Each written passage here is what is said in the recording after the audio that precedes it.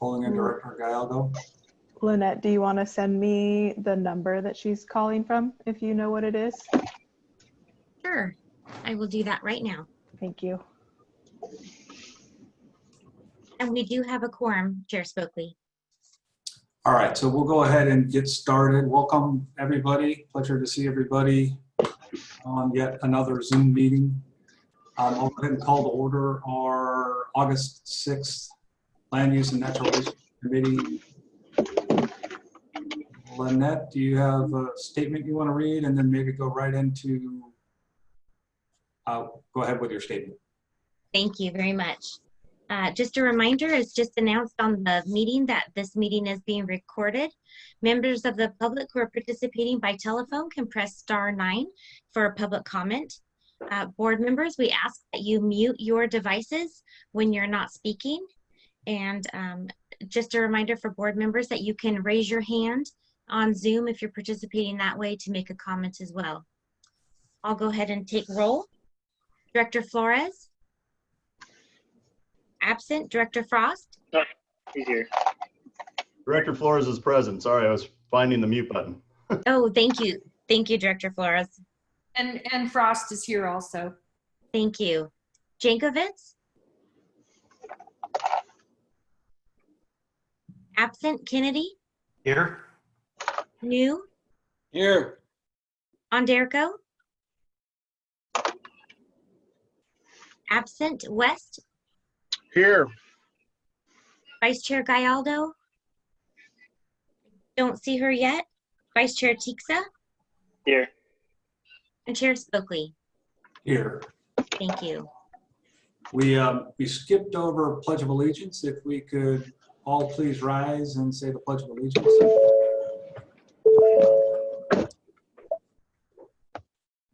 I pledge allegiance to the flag of the United States of America and to the republic for which it stands, one nation, under God, indivisible, with liberty and justice for all. And we beat the flag. Sorry about that. Lynette, I think you mentioned as we got started that we do have a public comment that we can read into record. We do, Chair Spokely. I can either read that now or with item number 5. The comment goes with that item, whichever you prefer. That's fine. We'll hold off until that item. I forgot you corrected that it was for that specific item. Well, moving right along, let's go on to our action items. Item number 1 is approval of minutes from our June 4th, 2020 committee meeting. Move for approval. Do any of the directors have any comments on those or? New. Second. I missed that, Lynette. Do we have a motion and a second? We do. We had a motion by Director Flores and a second by Director New. Excellent. And a roll call vote? Thank you. Director Flores? Yes. Frost? Aye. Jankovitz? Yes. Kennedy? Aye. New? Aye. Onderko? Absent. West? Yes. Vice Chair Gallardo? I don't see her yet still. Vice Chair Tixa? Yes. And Chair Spokely? Yes. Thank you. Motion carries. Thank you for that. We'll move on to item number 2, which is our Sustainable Agriculture Lands Conservation Program grant proposal. I think I saw Renee on the call. Right here. Hi.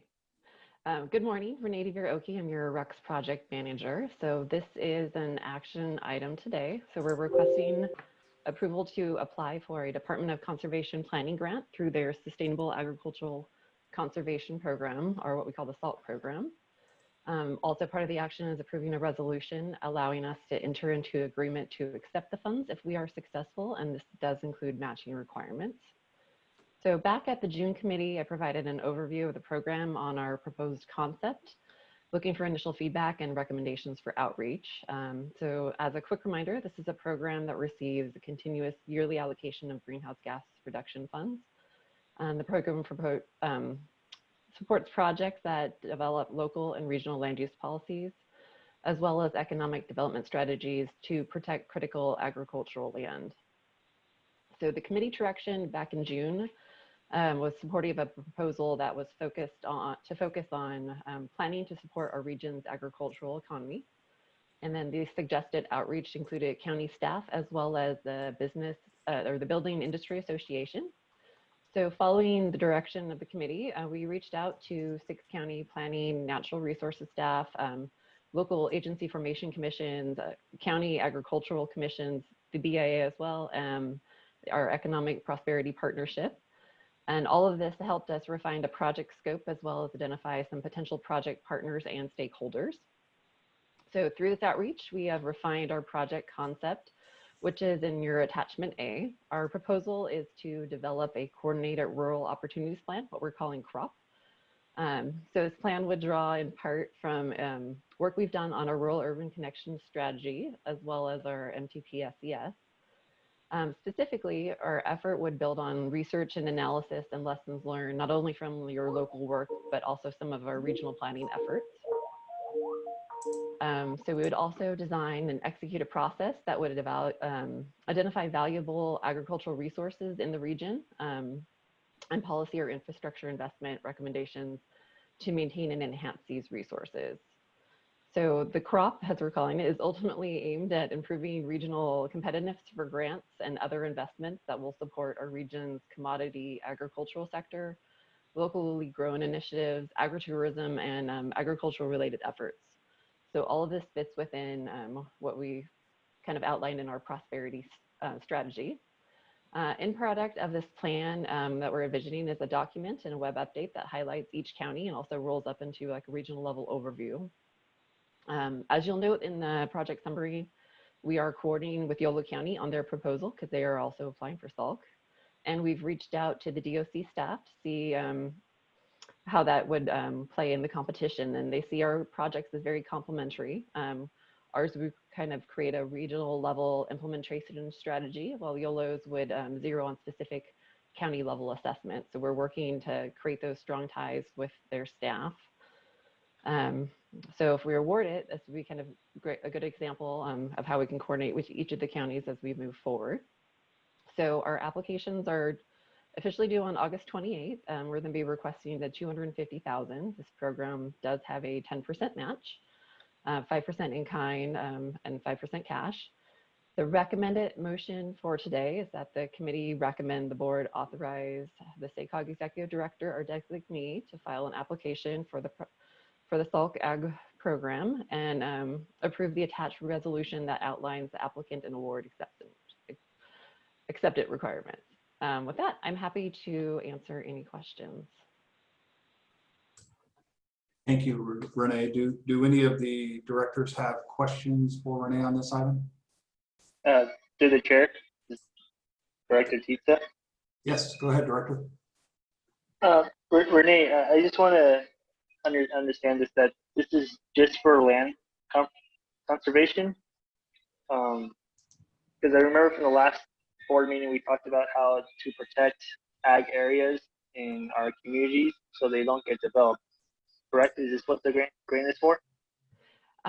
So we've dialed it back a little bit. So originally when we were speaking about it, we were talking about priority conservation areas, kind of tag team with a little bit more of a regional economic strategy or traditional RUCs. And so we've dialed it back towards the RUCs program. And then additionally through the outreach, and the economic stimulus list that we've been developing, we saw that that was pretty a needed kind of activity to move forward with. And so this will allow us to go out to each county and kind of each county will self-assess and we'll roll it up into one regional level approach.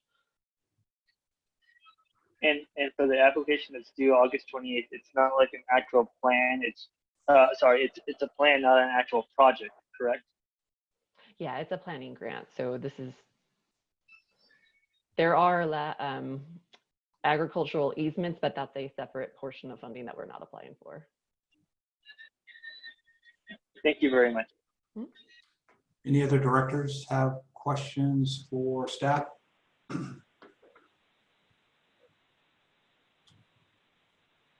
All right, hearing none. Just a quick reconfirmation. I know it's in here, but this is for planning dollars. And I heard from the Building Industry Association, and there was some concern that this in some way was going to be acquiring easements or lands out there. That's not what this is about, correct, Renee? That's correct. We are just identifying, we're doing a plan that would identify features such as where we should be investing broadband, or what agricultural areas are out there and maybe in need of additional processing support. So that way we can kind of create a list that looks out at things. The other portion of the program from the Department of Conservation does have easements, but we're not applying for that. Okay, okay. Chris, we did follow up with Chris Norm from the BIA and had a good conversation, just so you're aware. Excellent. Thank you, James. Appreciate that. I don't have any other questions. Do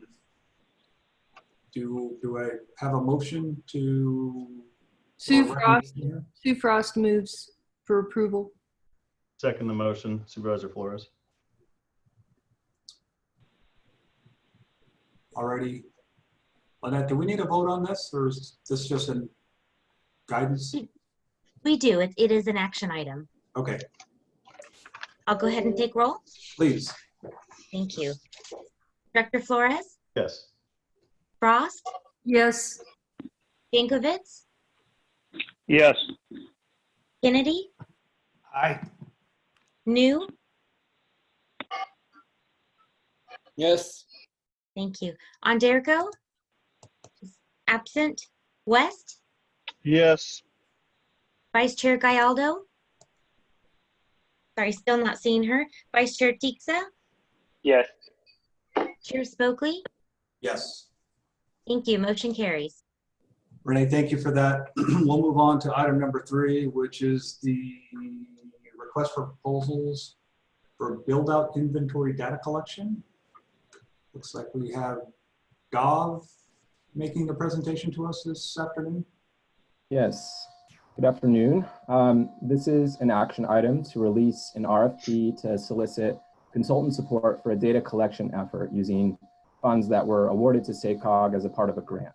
SACOG was awarded these funds through the Caltrans Sustainable Transportation Planning Grant to conduct a technical data acquisition effort.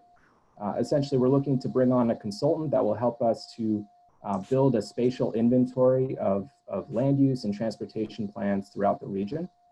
This data will be instrumental for our next MTP SES update, and it's going to give us a comprehensive understanding of what is planned throughout the region. The board has expressed an interest in revisiting the blueprint and better understanding the performance of a future in which all of the entitled lands across the region actually builds out. So this project will actually help facilitate that analysis. The contract would not exceed $200,000, which is the amount that Caltrans awarded SACOG as a part of the grant. Happy to answer any questions you might have. Thank you very much, Dov. Do any directors have questions on this particular item?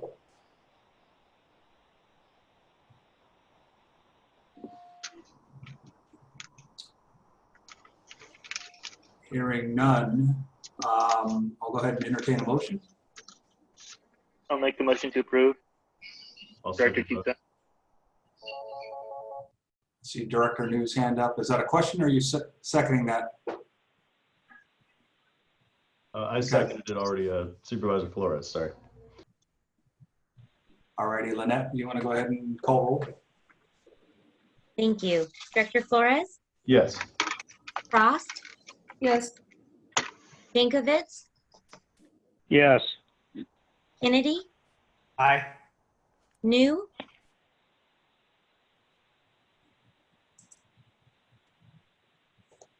Director New, can you indicate your vote? Aye. Thank you. I'll register him as an aye. Onderko, absent. West, Yes. Vice Chair Gallardo, absent. Vice Chair Tixa, Yes. Chair Spokely. Yes. Motion carries. Thank you very much, Dov, for that report for that item. Next on our action item agenda is item number 4, establishing green zones to support the Green Means Go. We have Jennifer giving us this report this afternoon. Yep. Good afternoon. Good afternoon. Today I am seeking this committee's recommendation on the framework for establishing green zones. Green zones, again, being the places for our place-based investment strategy, Green Means Go. We've talked about the green zones and Green Means Go in this committee for the last few months. So I won't review all of that today, though I'm always happy to review anything during our discussion and questions. But most recently in June, I presented the draft framework just to get any early comments, questions, or suggestions from this committee, as well as at the full board in June. And then we put the framework out for review and comment by member agencies, partners, stakeholders. So I'll review the key points from the framework and then the edits that were made to it, which you can see in track changes in the framework, which is attachment A. At its core, Green Means Go is a strategy for reducing greenhouse gas emissions and vehicle miles traveled by accelerating infill development and then layering on new transportation choices and electric vehicle infrastructure. So what you see in the framework of attachment A is 2 key requirements for these green zones. 1, that they be in infill areas, and 2, that they have local policies or plans that support increased infill development in the area. And really because of that, we want green zones to be identified and selected by the local cities and counties. So what you see in the framework is that we really tried to structure the process to have this locally led nomination process for identifying these green zones. Requirements and clarifications to the framework, since you saw it in June, include a number of things, and I'll go through those. First, the need to stay flexible and have an amendment process, as we're just standing up this pilot and doing green zones for the first time. Second, allowing for infill areas that are undergoing a planning process right now, where they're looking at increasing the development and infill in the area right now, that those areas are in fact eligible to be green zones as well. Third is a recognition that while investment and improvements to the green zones is exactly what we want with Green Means Go, the displacement of existing residents and businesses is not. And so we need to be thoughtful about that as we move forward in this program. Another edit that you'll see in the framework of attachment A is the clarification that there is no size requirement or constraint to the green zones. So some jurisdictions, if they are planning for increased infill in a significant way citywide, might choose to have a fairly large green zone. Though we are encouraging folks to prioritize where possible and narrow in on more specific green zones. And finally, the final amendment you'll see in the framework there is related to unincorporated counties and small rural communities that maybe don't fit this model and some of these requirements perfectly. So we wanted to offer some flexibility to be able to work with the unincorporated counties in our region to look at some of these smaller rural communities and if green zones make sense for them and what green zones are appropriate in those areas. Finally, it was noted in my staff report that the City of Elk Grove did provide us some comments that we did not address them all. We did provide a response letter to the city for responding to all of their comments, but that was not ready in time to be part of your packet and the materials you have in front of you. So I do want to quickly go over our response and why some of the comments that they made were not addressed in the framework. Specifically, I'll focus on the parts that weren't addressed. I do think we were able, well, I think we were able to answer some of the questions that came in there, but I do think there's one outstanding piece. The city's letter is suggesting that we would amend the infill requirement of green zones to allow for developing communities to be green zones, where the developing communities can be shown to reduce vehicle miles traveled and greenhouse gas emissions. And staff is not recommending that change at this time. But we did acknowledge in the framework the need to reevaluate the criteria as the program evolves. And we would like to continue to work with the city on that. While we understand where they're coming from and that they are, and appreciate all the work that they are putting into their developing communities and working towards many of the same goals as Green Means Go. Green Means Go was really born out of the need to support the infill development in the region. Going back to our MTP SCS, there's an ambitious amount of infill growth assumed in that plan. And Green Means Go really is our primary strategy for how do we support that infill growth so that we can achieve that level of infill. So that's why we aren't proposing that change to the framework at this time. And then I'll wrap up just looking forward. This is an action item for you today. So if you choose to recommend that the board adopt this framework, it would be on the consent calendar at your August 20th board meeting. And if it's approved there, then we would be off and running, starting this locally led nomination process for identifying green zones with the member agencies over the next few months. And then hopefully coming back to this committee in December for an approval or an action on a regional set of green zones that we can use for Green Means Go moving forward. With that, I'm happy to answer any questions and let you get to your discussion. Thank you very much, Jennifer. Do any directors have any questions or comments? Well, questions first for Jennifer?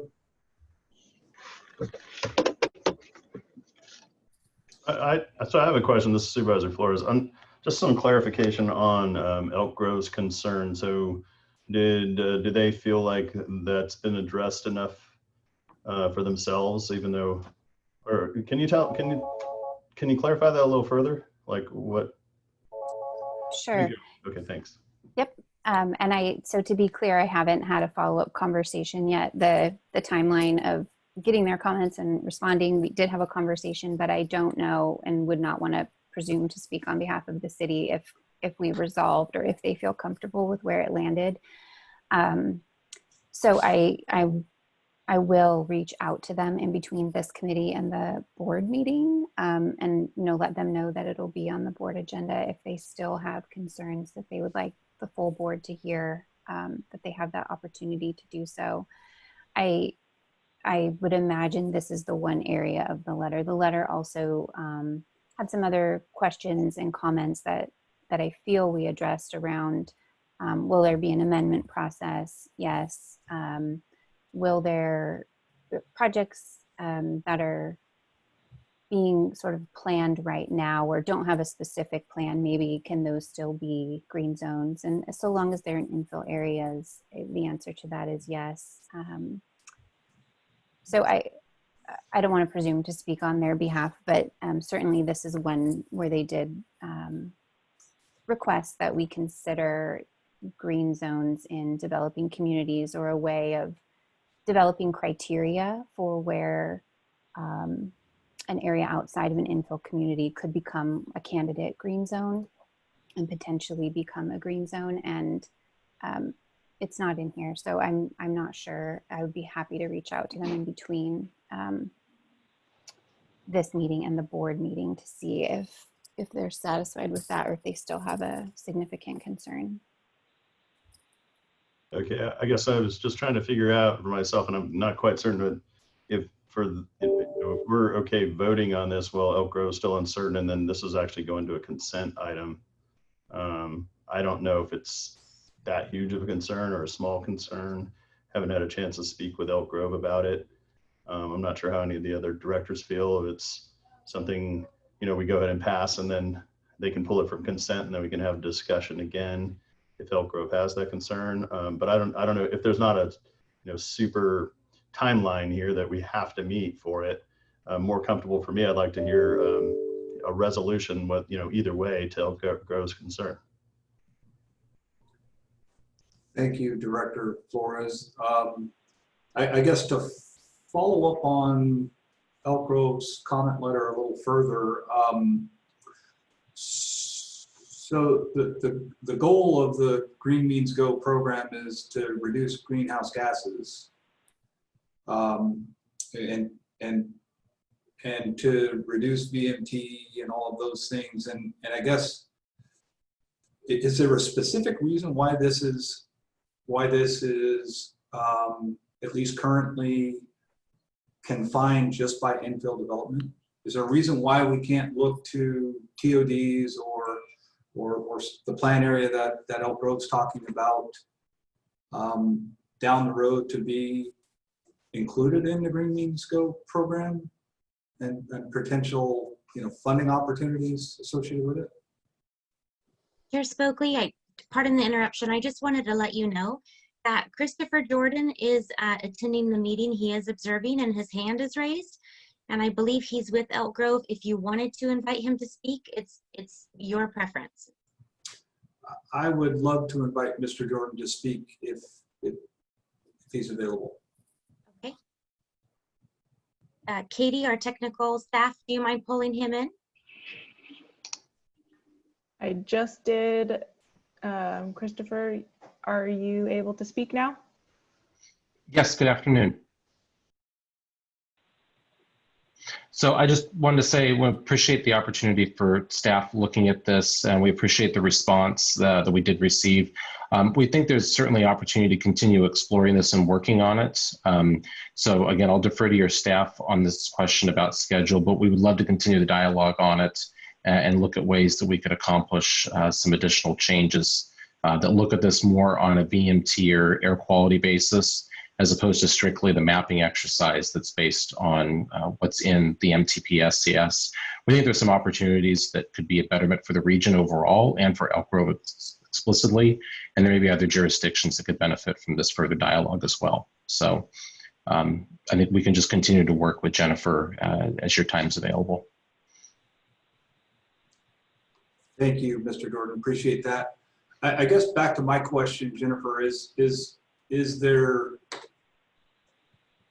a reason why we've kind of put the bumpers up and saying that only Green Means Go can apply to redevelopment or infill development? If I've got a large specific plan or master plan community and I've got a transit oriented core that is intended to help reduce greenhouse gases and promote transit and reduce VMT. Is there other reasons out there that we couldn't kind of lower those bumpers and allow development areas to also be able to take advantage of the program? Yeah.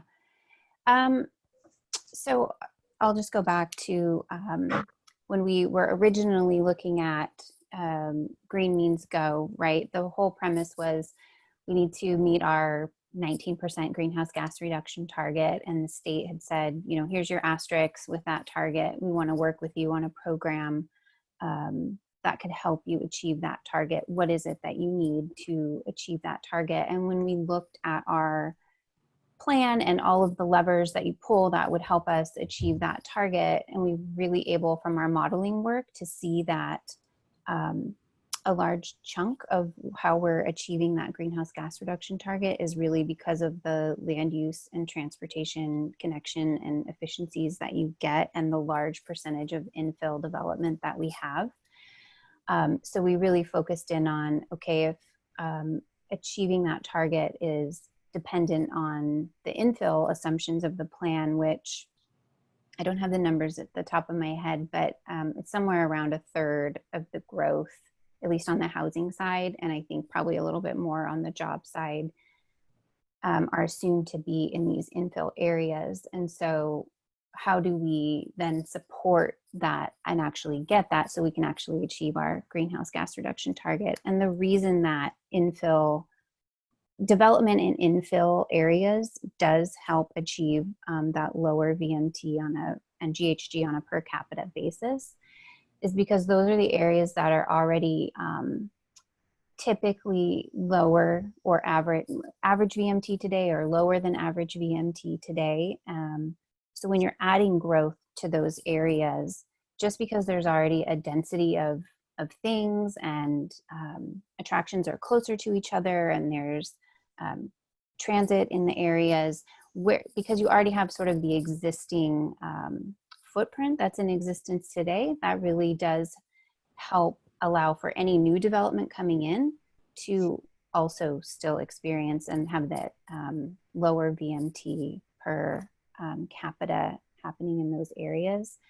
I would say when we're looking at areas that aren't yet developed today, the developing communities, I think through modeling, we can certainly see that, yeah, once they are fully developed and you have, you know, the massive housing and then the jobs that would be associated, and then layering on the transit, that at build out, they do have the potential to be a low VMT area in some of the instances. But what we see is it will take a while in those areas before you're going to see that. As areas build out, and they don't all build this way, but right from the traditional sense in a master plan, you get a lot of new rooftops first, then you would get some jobs, then you would get some transit. And so for the area to be achieving and acting in that low VMT and helping to lower the regional VMT and GHG, it would take some time for those areas. So we really focused in on infill. And then I would say the second reason, as we really dug in with stakeholders on why isn't infill happening at the rate that we're projecting in the MTP, we heard a lot of barriers around cost and risk, and certainly all development has cost and risk. But it did seem that the infill areas face different cost and risk challenges. Their fees, you know, they have less rooftops that they're planning for to sort of help spread the cost of the fees. Additionally, they have usually different financing mechanisms and issues with like comps and appraisals. And so really we then went so far as to really focus in on, well, what is the need? And that's when we kind of got into the water and sewer challenge, and hearing that sometimes with new developments on in an older community or on an older corridor in an infill area, for example, there's a water and sewer infrastructure upgrade that's needed, that a single development is impacted with a lot of the fees that are incurred to upgrade a large amount of infrastructure along a corridor within a community. And so Green Means Go then really honed in on, what if Green Means Go could be a strategy for reducing, by putting in that infrastructure, whatever it may be. I'm using water and sewer as the one that we've really kind of honed in on, but it's certainly not combined to that. But if Green Means Go could upgrade the infrastructure along that corridor, so that then the fees for any infill development on that corridor can be reduced, to hopefully then make projects pencil, that then, you know, you have that nexus going, and maybe you start seeing the underutilized and vacant parcels in these infill areas turning over in a way that they aren't right now in terms of going vertical with development. So that's really the operating principle we've been going under with Green Means Go, and that's how we've been talking about it with the state. I definitely want to give like James or Clint the opportunity to jump in if they have more to add on any of that, but that's where that sort of guardrail of infill came in. And it's not to say that the developing communities can't or won't achieve lower or even be helpful in achieving, like in Elk Grove's case in particular, right? Their developing community in the south part of their county is planned for a lot of jobs. And when those jobs are there at a regional level, it will help reduce VMT. And we want to support them in doing that. But it's not the way that we've been sort of structuring and talking about Green Means Go, because of all the reasons I just said. I'm going to Okay. maybe just put James on the spot if we could, if in terms of like the timing, if we want to work on this and tweak it more or not. Well, before we maybe give James an opportunity if he wants to talk, I agree with everything you said, and I was a part of the hearings that we talked about, framing up this Green Means Go program, and infill does make sense because there are different barriers to develop than new developing areas with the infill stuff. But I guess there's nothing to say that we couldn't with a well thought out, well conceived new growth area that is focusing on jobs or focusing on transit or focusing on, other smart planning techniques to achieve the same goals that we've got in the Green Means Go program. I don't think I heard anybody say yet that we can't do that because of A or B or whatever.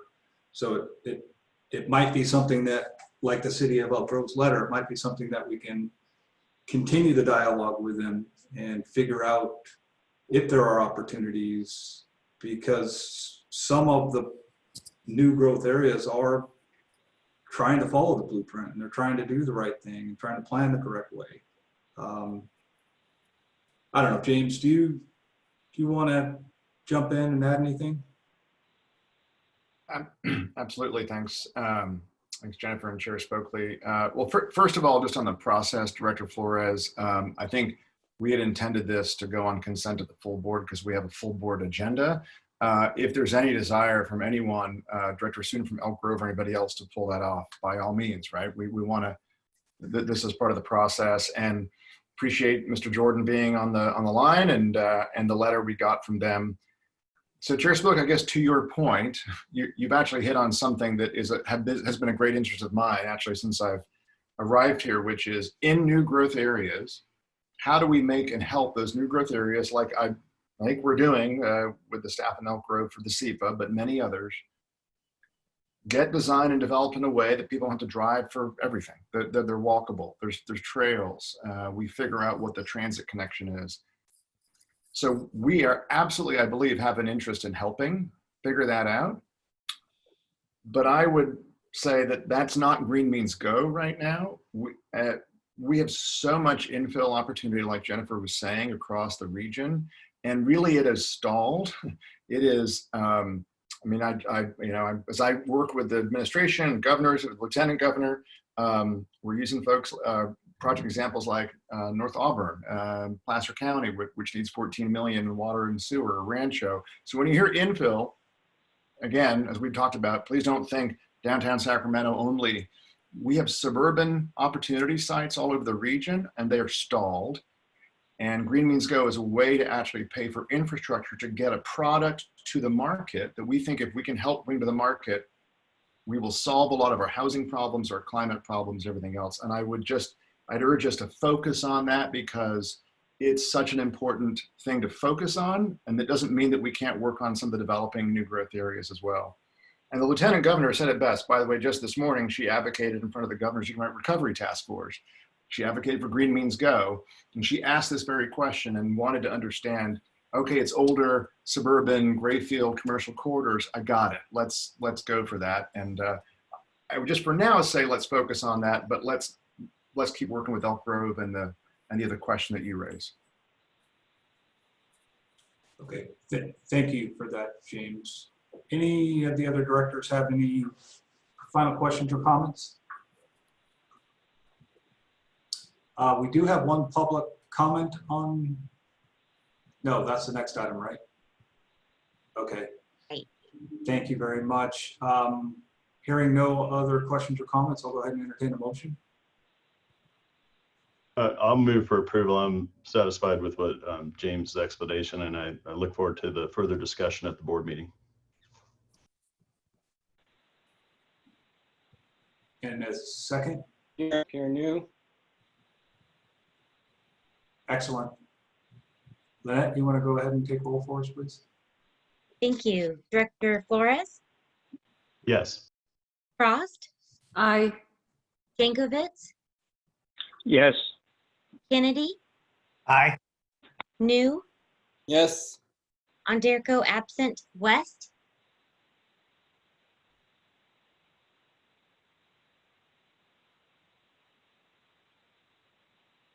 looks like we've lost Director West. Vice Chair Gallardo absent, Vice Chair Teexa, Yes. Chair Spokely, Yes. motion carries. Thank you very much. Thank you. Thank you for the presentation, Jennifer. Appreciate it. And we will move on to item number 5. This is an informational item. This is the 2020 Regional Funding Round Policy Framework. We heard this at committee, we heard this at the board, and we're back at committee. So Matt, you're taking this. Matt and Garrett are taking this one, it looks like. But we will be making most of the presentation, but I believe James Corliss wants to open it. Great. Yeah, thanks, Matt, and thanks, Chair Spokely.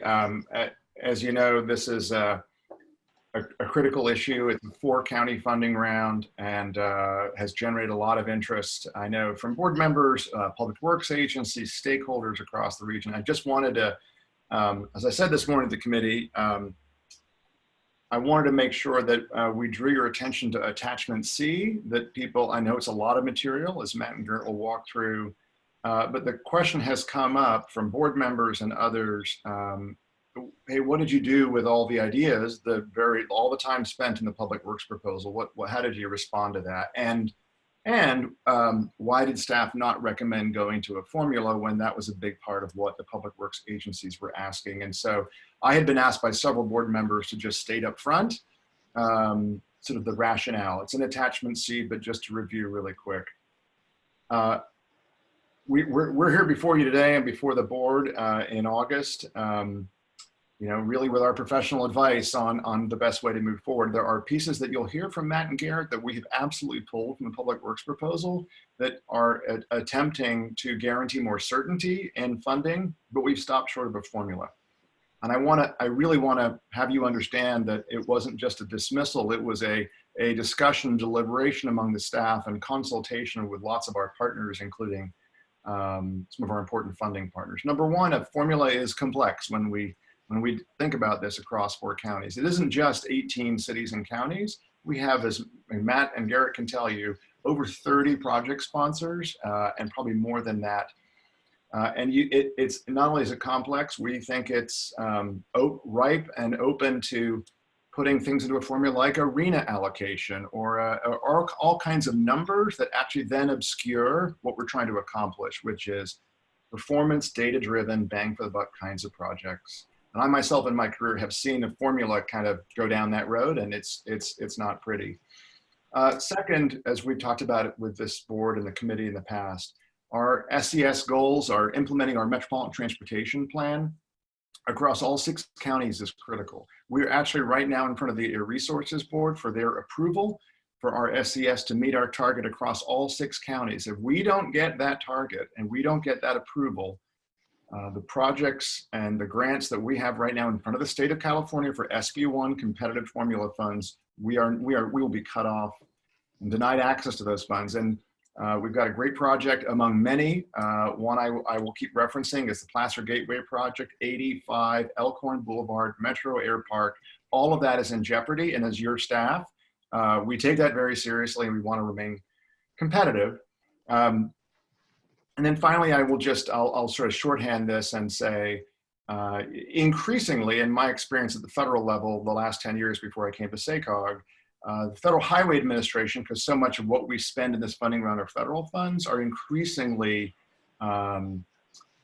really not allowing or having corrective actions, or at least getting into it with a lot of our partners, our metropolitan region partners across the country. A big chunk of the funds we have are what are called sub-allocated federal funds, STP block grant funds, that we think it's pretty clear, not just with what we've said and what FHW has said, we put in the attachment C, but also increasingly in recent practice where they're heading. They don't want to see this spent on a formula.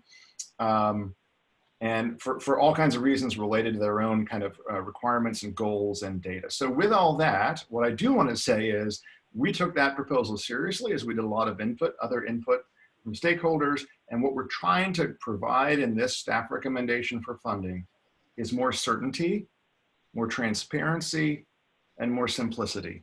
And we think that is the intent of where the public works agencies have been, which also, by the way, has evolved over the last couple of months. So with that said, you're going to hear a lot more detail now from Matt and Garrett. I very much appreciate your attention. Thank you. Well, great. Well, thank you, James, and really appreciate this opportunity, Chair Spokley and members of the committee, for us to come forward and share a bit about the policy framework for the 2020 regional funding round. The process started this morning with a briefing to our Transportation Committee, and we did receive a recommendation, a unanimous recommendation from the committee members, but with 2 abstentions from 2 members that will be going back to their city councils and then anticipate offering their opinions at the board meeting. But we were encouraged by the good discussion we had this morning. Lots of good discussion that went on for quite some time. But again, there was a unanimous action from the voting members to endorse this policy framework for the board to consider at its August 20th meeting. So I just wanted to, a couple of background notes. As you know, over the last 15 years, we've had competitive funding rounds in our region every 2 or 3 years. The focus for this policy framework for the regional flexible funds is on our 4-county region, Sacramento, Sutter, Yolo, or Yuba counties. But it's important to note that over time, we've also started to develop some 6-county programs. You heard about the Active Transportation Program 2 months ago, and you'll be hearing about others over the course of the coming months. But today's conversation is largely focused on our 4 counties where we manage those federal and state flexible funds. Those flexible funds allow us to do a lot. A diverse set of road, transit, bicycle, and pedestrian projects get funded each cycle. So we've had, as James said up front, we've really valued the input we've had from board direction and external stakeholder input for well over 6 months. It's been extremely helpful, and we've spent a lot of time kind of deliberating, thinking, and working through all the forms, and really kind of trying to look very carefully, how can we further evolve our funding round to be responsive to the diverse needs in our region? Our analysis has really been focused on 3 topic areas, and these have been also used to organize our recommendations in the policy framework. Attachment A is largely what Garrett and I will be kind of walking you through, and it's organized around investment priority, looking at the application process closer, and also then the project selection process, or how do we get to that point where we come back to you and recommend projects to fund. So as I'm going to organize my thoughts along that, I just want to mention also that it is a lot of information. Attachment B is the table that I'll now ask our board clerk, Lynette, to please, thank you very much, Lynette. This offers a summary of the key programs that make up the funding round. As James said, we have an attachment C. It's a very detailed and fully responsive document to the input received and our staff comments. We were very focused with all these comments in our attempts to try to offer kind of ideas and solutions to the intent behind many of this. We didn't start by just saying we've got the answer, but we stepped back and looked at what was intended from our valued stakeholders, and I think that you'll see that reflected in our recommendations. Please do note that since the time that attachment was completed, though, we do have 2 additional comment letters that have come in.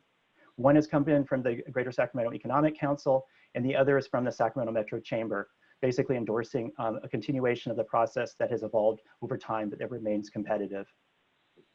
And then finally, you have attachment D, and we're not going to spend a great deal of time there, but it's going to be helpful for answering some of your questions. But the ink's not dry on attachment D. This is a preliminary draft of guidelines for the largest program, and we will be continuing to refine that in the coming weeks to reflect the board input we get today and from all of our committee discussion this month. Please keep in mind that the committee this morning just adopted the policy framework, but was only offering direction and input on the other elements, such as the guidelines, such as some of the other attachment details. We'll be making sure to continue to get refined that work through the coming weeks with work with your staffs and other stakeholders before we come back in September.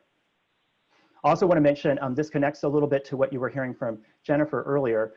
We are also continuing our work with stakeholders over the coming weeks to further develop the guidelines for the programs you see on the right side of that table. These are place-based programs, specifically the Community Design Program and what we're now calling the Disadvantaged Communities Pipeline Projects.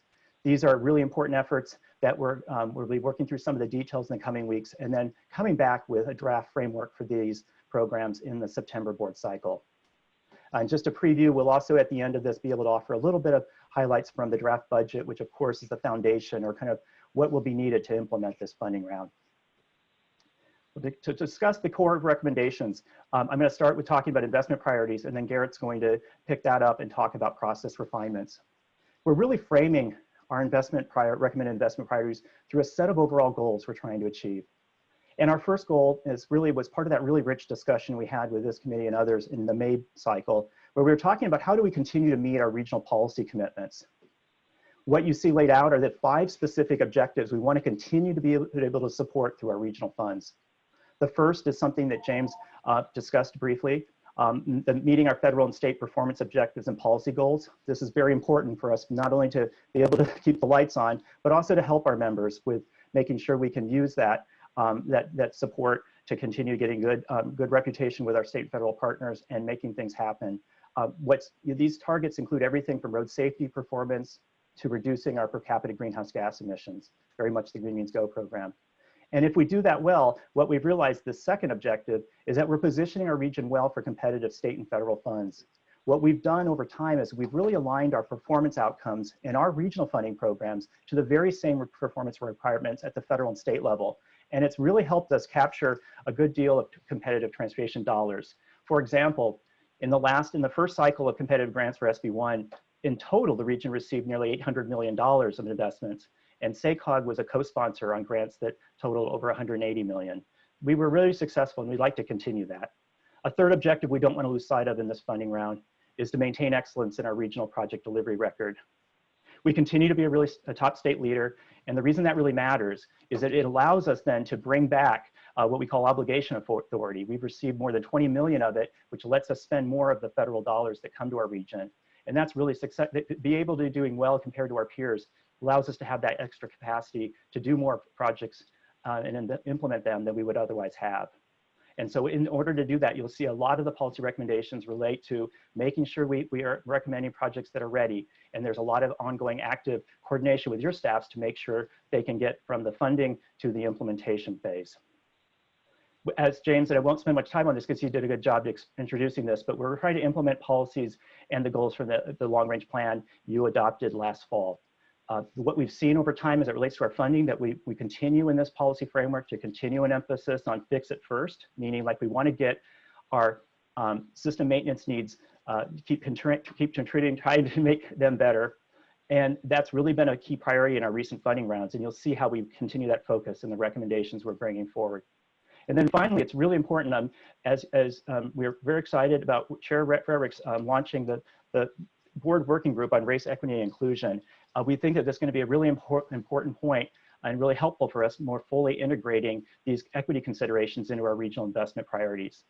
The details will really be guided through the early efforts that Jennifer is leading. And we really hope that that'll be informative, and we'll be offering more detail in September. But we do already have in this draft framework this month some initial recommendations that you'll be hearing about as well to start the ball rolling. A second overall goal we're trying to achieve with this policy framework is to be able to invest in both large and small projects. And this committee, just the membership reflects this. We have a really diverse region of needs with urban, suburban, and rural or small communities that we need to help. And to reflect this, a cornerstone of this proposal is this idea of taking our traditional regional program and breaking it into 2 categories. Well, I shouldn't breaking it, but creating 2 categories. So you can see on the columns, the 2 left columns, I'm going to be discussing highlights from the 2 left columns on the project-based programs. So the first category, we're calling transformative. And this category is for all system expansion projects and for the larger non-expansion projects. These would have those larger non-expansion projects if they have significant benefit and they're asking for more than 5 million. 5 million is our threshold that will be considered in this category. You know, typically these projects are larger, they're more expensive, and they often take longer to implement. So that means that there is a little bit more risk in implementing these big projects, but of course the benefits sometimes outweigh that because the benefits are often more regional. And that's also for us from a staff side, we're able to better measure the benefits too. Our proposed criteria for how we recommend projects in the transformative category is really threefold. We'll continue to be very focused on performance benefit. We want to also look at cost effectiveness, and that includes bringing what kind of outside money comes into this project. And also we want to continue to look at the project delivery readiness, basically making sure that we're confident that with these projects that can bring a little more risk, we have sponsors that are ready to implement them. We hope by doing that, our instruments basically to do that, is that we will make sure that we can offer more large one-time funding awards. What we've had in the past, in order to make this category work, we've changed a traditional emphasis in prior funding rounds that all of our awards, we're always focused on small and medium-sized awards, which essentially would be awards 5 million or less. In this new transformative category, we would remove that limitation. So as a result, we can anticipate we'll have some larger one-time awards for important regional projects. We also hope to achieve from that incentivizing some of our project sponsors to initiate important longer-term projects. We're living in a time of tremendous economic risks and volatility, but we also know that there's important regional investments we need to implement our long-range plan to realize some of the benefits that you heard James and Jennifer describe. So we really want to make sure that we continue a pipeline of good projects coming forward. And this transformative category, we believe, helps achieve that. It is this idea, one of the policy proposals is to have the opportunity for a very limited number of non-expansion projects to get a multi-year funding commitment.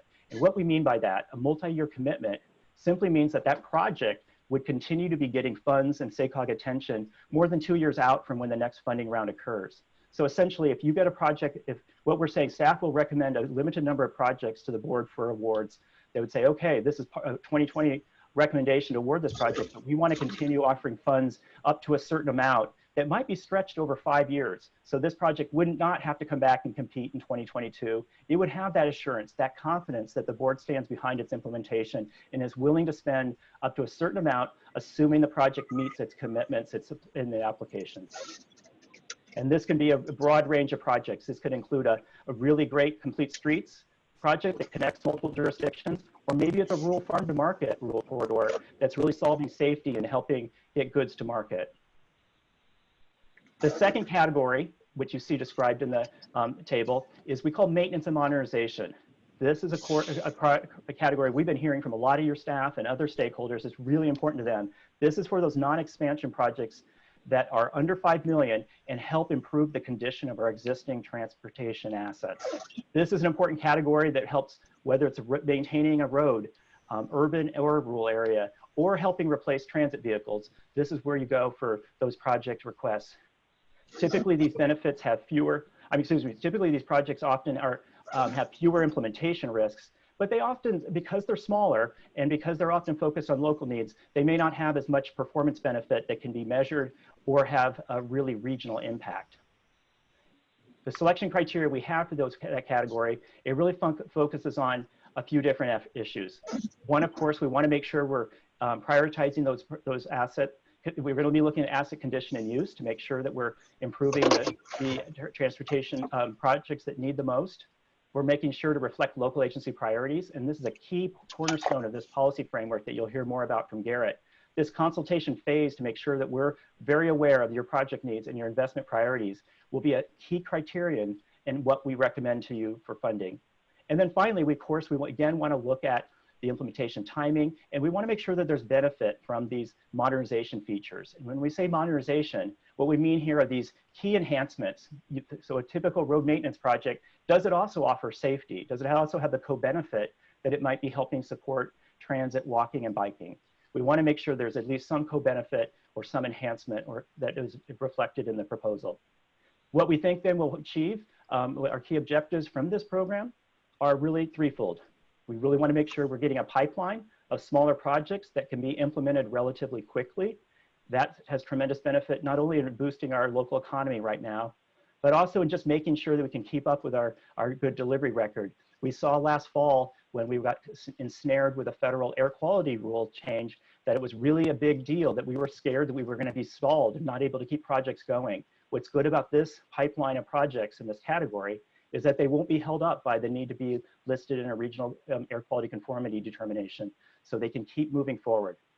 We also think it's a real opportunity to continue that priority the board has put on each of these funding round cycles in recent cycles, and that's to make sure we're fix it first. We're really emphasized on system maintenance needs first as much as possible, and that we're also offering some co-benefits, and in this case, some enhanced benefits to disadvantaged communities. A lot of those projects really correspond to the areas where we have the need for more equity investments.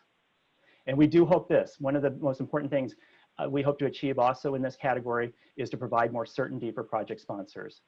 The consultation process that you'll be hearing about in a moment is we think is going to be a much better way to help match your local agency and the capital improvement program or maintenance schedule they have with our regional dollars. Project sponsor priorities, just to emphasize again, will become a really top consideration in our staff award recommendations. Pause for a moment and just see if there's any clarifying questions about those two categories.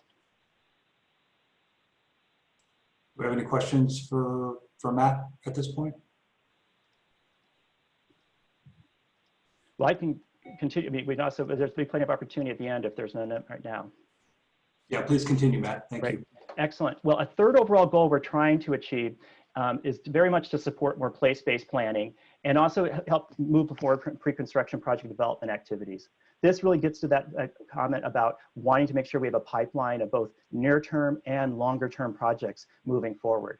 And this is very much going to be related to our place-based programs. The green zones you were hearing about earlier from Jennifer are one example of how this can help us target our investments and use integrated land use and transportation strategies to amplify or really to offer great benefit.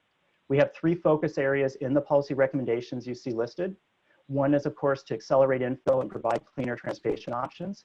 This is how those green zones and the Green Means Go program can really help become a key element or at least a strategy that's part of our longstanding community design program. And we think by doing so, it will also bring more impact because this is a real opportunity to attract state economic recovery funds as well as additional private investments that we think can further leverage our available SACOG funds. We also think that the emphasis in the policy framework on this goal will incentivize more of our agencies to plan and deliver projects for the future. We're looking to also, by eliminating the cap, we're going to also get larger project development awards, and this will reduce the need to phase or segment the delivery of some projects for construction. And a key part of this, and I think it's particularly helpful for some of our smaller agencies that are sometimes that choose to not apply to do a full application, is that we are going to increase the community design non-competitive funding awards from $100,000 to $500,000. And that could go to a broad range of eligible planning efforts, as well as technical project development efforts to advance a project towards the construction phase. And then we want to make sure that all of this work that we do with place-based planning and programming is really helping us focus our investments engagement with disadvantaged communities. As I mentioned, that board working group on race, equity, and inclusion is very much moving on a parallel track with us right now. We will be getting some additional input from them as soon as next week and into September, but we do have a couple down payments or kind of programs that we want to put there now as we think are important to include in the policy framework. And that's setting up a program that would offer $3 million in guaranteed grants to member agencies for planning efforts that are to engage with disadvantaged communities in their jurisdiction. And then also to provide local match waivers for project applications in disadvantaged community areas. And we hope that this will really bring in new ideas, new projects, and overcome that barrier. They just don't feel like they can come up with a match to apply.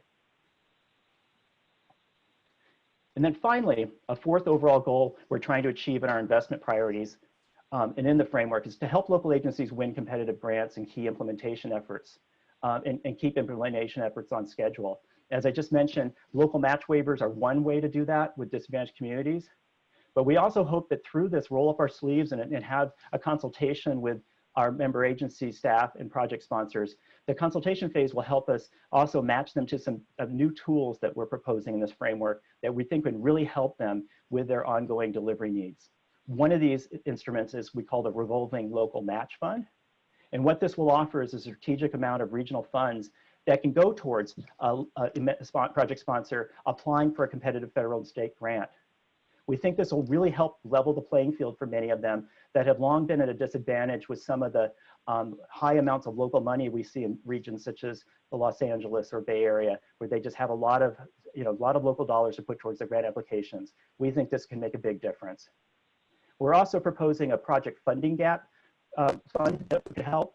And this is an idea. This program would offer also a strategic amount of funding that could cover those small, unexpected budget gaps that sometimes happen right at the end of a project after they bid it. And so we hope that this can help make sure a near-term project can stay on schedule and be implemented and help stimulate the economy. The challenge with both of these programs, of course, is the demand's high. So you see in our draft criteria that we need to find a way to make the most of the limited dollars available. So there are some restrictions, but we still think it's a very good opportunity for many project sponsors.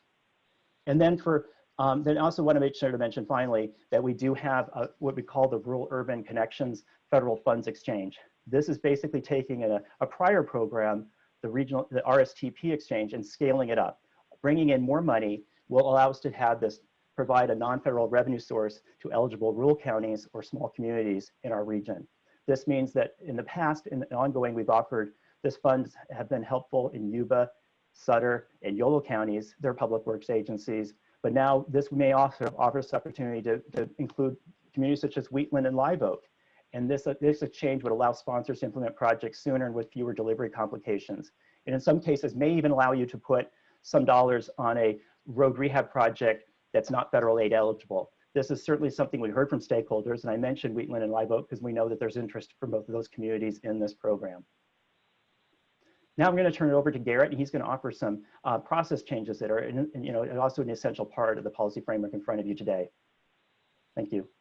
Thanks, Matt. As you mentioned, the proposed framework includes process revisions that complement the investment priority changes that Matt just spoke to. These process revisions focus mainly on the application and the project selection side of the process. Attachment A describes each of these in greater depth, but to be brief, I'll summarize a couple of the top level points today in the committee presentation. First, for 2020, we're recommending an advanced consultation phase prior to the applications between SACOG and the project sponsor. And in this consultation phase, the project sponsor will come forward in sharing their priorities and investment needs over the next several years. SACOG will bring the regional data that we produce and use that in conjunction with the sponsor's own evidence analysis to really think through how do the projects fit within the performance outcomes and objectives that the board places in each of the funding programs. As part of this advanced consultation, we'll ask each sponsor to rank or prioritize their own applications. So if they have more than one application, they'll be submitting to the round for them to rank it themselves. We know that local priorities have been a key element of the feedback we've heard to date. So one element or one advantage of this ranking is it'll avoid any confusion, but another advantage is that we're recommending the local sponsor ranking be a key selection criteria in the maintenance and modernization, one of the programs that Matt just spoke to. We've also moved forward with ideas that continue our tradition of, that we started in 2018 and 2019 around application streamlining. So we're recommending consolidating a program, the Green Region program, into the larger regional program, moving forward with shorter applications like we did last year and fewer exhibits, and then fewer resources that we'd ask on the project sponsor, most notably on the data side, in that over the last several years, we've moved forward with our own data tool, which can provide all of the data that's needed to move through the program. We've made an update to that program in 2020, and we've also offered the ability to run that results ourselves as part of the pre-application process. So those are the streamlining elements, or the second part of the framework, the ideas we have in the proposal today. And then finally, just the project selection. We've heard, of course, transparency is a key element within a competitive-based program. What are ideas that we've put forward about project selection? First, to broaden the opportunities to serve on the working group, especially the large program, the regional program, while preserving our existing conflict of interest requirements. And then second, to offer an interview stage for project sponsors, which came out of feedback we heard to date about the application and its review. So again, two process themes, the application and the project selection, that we think complement the overall investment priority goals that we're trying to incorporate in this framework. The framework is a culmination of many months of work and input and feedback, and it's both Matt and James said, I'll echo, we very much appreciate all the comments we've heard, and a lot of people have really weighed in with really critical thoughts and great ideas. We did think very hard and very critically about each point of input that we received, and in particular, that idea in comparison to the regional policy commitments that the board has put on this regional program. So we do believe that the framework that we've put forward in front of the committees today for your discussion and in front of the full board for action does maintain the performance-based approach that we've had in our funding round, while also incorporating really important new revisions around streamlining, around certainty for project sponsors, and around revisions to shared investment priorities. As Matt mentioned, the Transportation Committee this morning, your colleagues on that committee did recommend this framework forward to the board for adoption. One minor modification of just the commitment for staff to come back at the conclusion of the funding round with an assessment of how effective these new ideas are. But the committee did recommend this framework moving forward to the full board. So we'll pause and be available for any questions, but I also understand that there's a public comment. I'm sure committee members will also want to weigh in. So thank you for your attention. Thank you very much, Garrett and Matt. Let's go to director questions first, and then we'll do public comment. Do we have any directors who would like to speak on this item? Director Spokley, or Chairman Spokley, I have a couple of comments, but I would ask that we could hear the comments that come from Neil Hay, the Director for Development Services. If we could hear those first, I'd appreciate it for Sutter County. Is that the public comment that we have, Lynette? Yes, it is. Yes. Okay, I'm fine with that, Director Flores. Let's go ahead with the public comment, please. Sure, thank you. This is addressed to the Land Use and Natural Resources Committee. Again, it's from Sutter County. Thank you for the opportunity to provide comments regarding item number 5. Number 1, lack of predictability in funding. Competitive funding is not predictable and will always be unpredictable, no matter how much the approach is revised and preclude long-term planning. Formula funding provides predictability and certainty for local agencies to execute projects which serve the greatest good for our citizens. Number 2, local priorities. Only one program, Maintenance and Modernization, includes local priorities as part of the scoring criteria, and there is no guarantee that local priorities will be followed with funding awards. A formula approach would allow agencies to work with SACOG to address local priorities over several funding cycles, allowing our supervisors to know and inform the community when critical infrastructure would be addressed. Number 3, funding strategy for large projects. The SACOG proposal provides for awards larger than $5 million, but it does not create the funding predictability needed to advance large projects to being shovel ready, nor does it address how these large projects fit into the regional priorities within their geographic area. Number 4, large funding awards for transformative projects is limited to non-expansion projects. SACOG should not limit large awards or multi-cycle programming to non-expansion projects, and they should also include local agency priorities as part of the scoring criteria for transformative projects. The SACOG proposed policy framework excludes the opportunity to commit funds over multiple cycles to these projects. That concludes public comment. Thank you, Lynette. I'll bring it back to Director Flores. Do you have anything you want to add, Director? I do. First, I want to say thank you to Matt and Garrett, and of course the staff for the way you've addressed all of this. I mean, I did get a chance to read over, all of the responses, and it's probably the most thorough response sort of a thing I've seen on any topic since I've been in office for the last 6 years. So, I can tell that you've received a lot of feedback, put a lot of thought into it.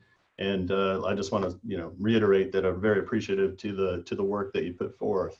You heard the comments from Neil Hay, who's our Development Services Director, and those echo some of the same concerns that I would want to express on behalf of Sutter County, and mainly that a lot of the fact, doing the non-formula method just feels to us like it's going to be harder for us to be able to compete on, utilizing the competitive method.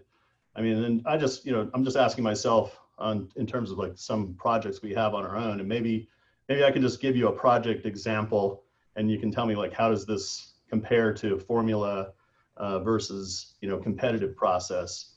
There's 2 that come to mind right now. There's actually 3, but two. One is the roundabout on Highway 99 and Oswald Road that's up for vote. We're going to decide whether or not we can proceed. Caltrans has made a commitment, and I would just like to, how does that fit into a formula versus competitive project? Would you be able to share that with me so I can understand it maybe in a more simple language? Sure. Yes. We'd be happy to, Director Flores. Thank you very much for the question. And also, we do appreciate the input from Neil Hay and others. I did want to point out one clarification because these comments or questions were not shared with us prior to this being read. The statement on under 4 about large funding awards for transformative projects is limited to non-expansion projects is not accurate. The guidelines do allow for large awards for expansion projects. What the limitation is on is the multi-cycle award that would be just for a non-expansion project. But what this means is that say you have a road widening or a new bridge, that means that project could receive a one-time award over $5 million in the new framework. But it also has this advantage.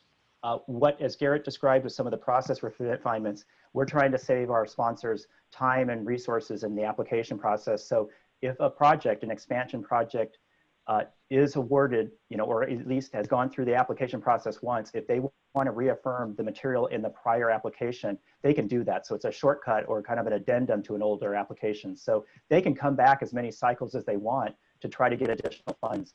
What we're simply trying to offer here for the multi-cycle award is a one-time application process and a commitment that stretches over some years. It doesn't preclude, though, and I just want to make sure that's very clear for everybody, it does not preclude expansion projects from being considered in the transformative project category. We have many examples across the region where there are strategic expansion project needs, and we hope that this new framework will even help them better with getting funded. Okay, great. Thanks for that clarification on that. Appreciate and then into that really great case study. I love case studies. I think that's exactly how to sometimes describe things. And it's a roundabout. You realize I'm a roundabout nerd. This is a great question. Yeah, I am too. But in Sutter County, they're not. So, but I mean, yeah. But I would love to push that somehow, and we need $20, $30 million for it to get it done. Yeah. Well, this is a great question. So one thing to consider about this is that oftentimes roundabouts can be considered non-expansion. They oftentimes are just considered, an enhancement. Now, it does depend on issues sometimes related to right-of-way, and it does depend on the scale of the project. We have to look at the specifics. But let's assume for a moment that this is a project that could be considered a modernization element because it includes safety, it's going to help an intersection. This would mean it would be fully eligible. You'd have 2 paths forward.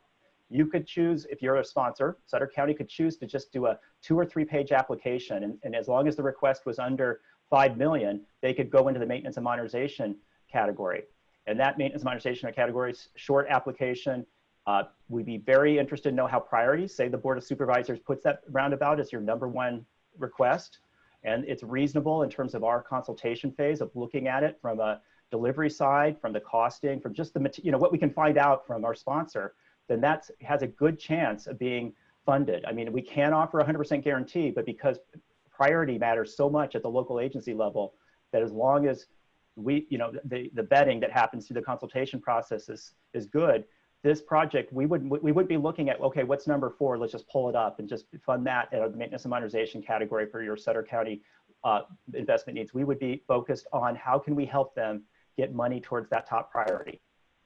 So so we'd be able to do it. So it'd be a short process on the staff side to apply, and then we would be looking at the evaluation criteria. Of course, we would scrutinize it in terms of talking with staff and trying to understand what do you really need to keep moving, right? What do you need for the next year or two? So we try to right-size the request with them.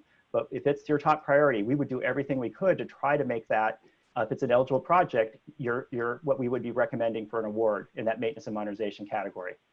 You would have the choice, as I mentioned, about this idea of transformative projects. Say you wanted to, get a co-sponsor with Caltrans or ask for the full, say, a $10 million award. It's, 20 million still on the very high side, but say it's like you need 10 million would be, you feel like that way we only have to do 2 phases for this. Say that's your request. Again, it could be, if it does clearly fall into the non-expansion, which some roundabouts do, then it would be eligible for that.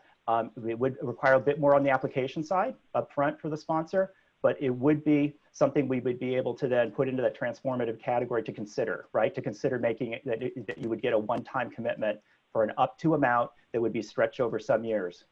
Okay.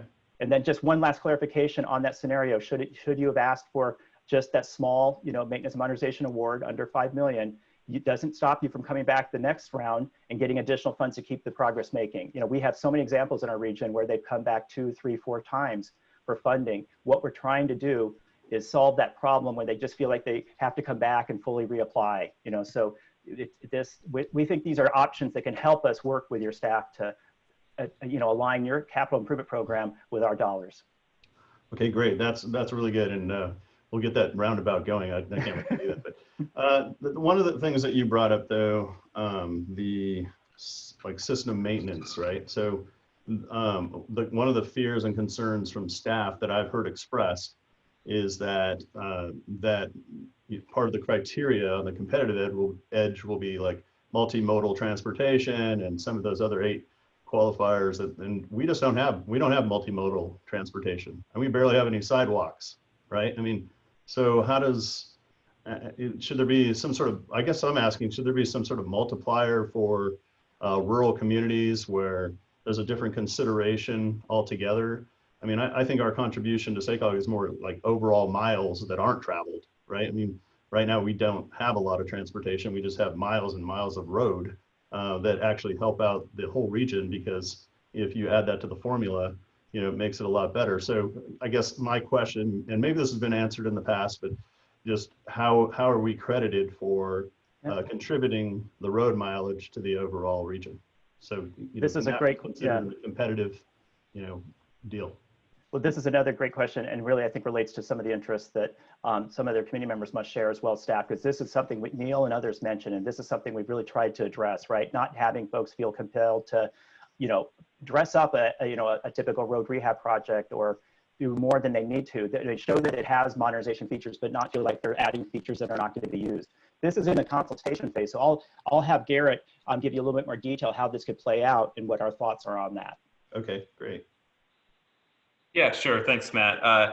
Exactly right. That's what we hope to think through in the consultation phase. What we've put forward in the maintenance and modernization program is the idea of a modernization element, but very much responding to sponsor feedback about context sensitivity and, not one size fits all, and recognizing that is a rural, suburban, and urban region. And so in that consultation phase, we'd be working with your project sponsor to think through what are the modernization features that make sense in that local context. So in this sense, I have a very rural context. And so potentially it could be multimodal, but it could also be things like a farm to market, which would probably be more applicable to this discussion, right, or safety features, or just sort of broader sort of transit traffic operations and efficiencies. And so the modernization category very much sort of is continuing the recognition of rehab is an important need, but we do want to see co-benefits, but we've been thoughtful about what those co-benefits are and how they fit in the local context. And then just sort of broader than the maintenance and modernization program, but just across our whole program, when we do think through projects, the term context sensitive solutions is very much something we emphasize. And then how we've put forward our data and our analysis sort of whole platform is a recognition of that, in that when we look for projects, we compare them to projects in the similar place type. And so we think through a rural road.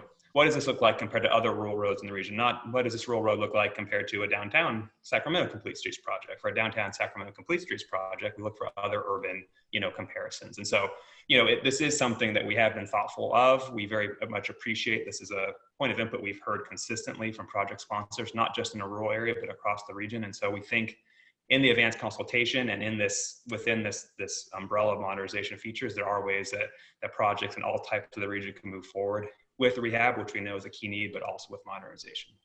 Okay, great. Thank you, Garrett, and thank you, Matt. Chairman Spokley, I don't have any further questions at the moment. Appreciate it. Thank you, Director Flores. Do we have any other directors that have questions for staff on this item? Yeah, this is, oh, go ahead, Pierre. Okay, thank you. I'd like to thank Matt and Garrett both for their presentation, and also say that it's somewhat reassuring after listening to your presentation, and I've read through all the material prior, but you pointed out a few things that make it more palatable for small community, and I hope that all that I heard will work well for us. But I would like you to consider in 2 or 3 years to go back and look over what's happened in small communities and how funding has gone to them or not gone to them. And I'm assuming that communities of size winners and smaller would have good programs, good projects to put forward, but they may or may not get funded. Just to keep in mind that you want to look back at those communities in a few years and see where we are. I thank you. It was a good presentation. It's helpful. We can definitely do that. Thank And you, I thank Director Dr. Flores for his questions because I thought it was very helpful. Director Frost? Yes, thank you, Chair Spokley, and thank you, Matt, and all the staff for all the information. I have a couple of questions. The first question I have is relating to Director Flores' question around with the roundabout, and you had described, you know, that great opportunity where they would be able to come back and streamline, you know, additional funds for large projects, but there's no guarantee. Am I correct in understanding that they won't know that they have those funds? They will just know that there will be a more streamlined opportunity for requesting more funds. So there's no guarantee of those added funds over time in the next year or in the next funding round. That's a question. Yes, sorry, Director Frost, just to clarify, make sure I understand. You're asking about an example like a roundabout improvement, right? And if it comes in as a maintenance and modernization project with a streamlined application, and it gets the funding, you know, one-time funding in the round, what's its prospects for coming back for, say, an additional phase or additional work in the next funding round? The example that Director Flores gave with large projects that you know, are that require more funding, and in your answer, you described that they would definitely have an opportunity to, you know, you would be simplifying the process of coming back to add funds to that project the next year, but there's no guarantee of that. In other words, you're not approved up front to have this round for the next 3 cycles or 4 cycles to finish this project. Well, what we're suggesting is that because it will be limited, right? The number of projects that might get that multi-round, multi-year commitment, that projects that get a smaller one-time award, you know, or a larger one-time award, they still would have to come back again. But I will point to precedent in your district, like Old Auburn Road, that, you know, mainly county, but also Citrus Heights, or or Director Kennedy's in Franklin Boulevard or Meadowview. What we've seen over time with these project sponsors is that what we'd like to protect it, you know, those have been corridors that have received multiple awards, meaning like they've received award in separate cycles.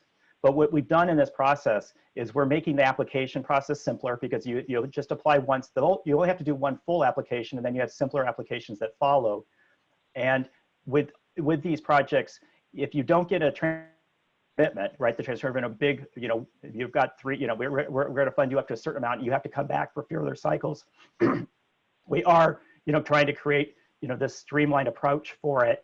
And history would suggest that if the project demonstrates value and it remains a top priority for the local sponsor in the maintenance modernization category, that your prospect for getting it is very high, is getting that award. It's just, unfortunately, you know, we you know, with the high amount of demand versus the amount of money we have available, to offer a guarantee, especially in a time that funding sources of any kind, formula or, you know, or competitive, are so volatile, we need to be very careful about promising 100%, but because the evaluation places such a heavy emphasis on your priorities, that is a real opportunity for, say, the Board of Supervisors or City Council to say that is an important project. It's, you know, and then you could reaffirm it 2 years later, next funding round, and that means that it's a high degree of likelihood that you'd keep that funded.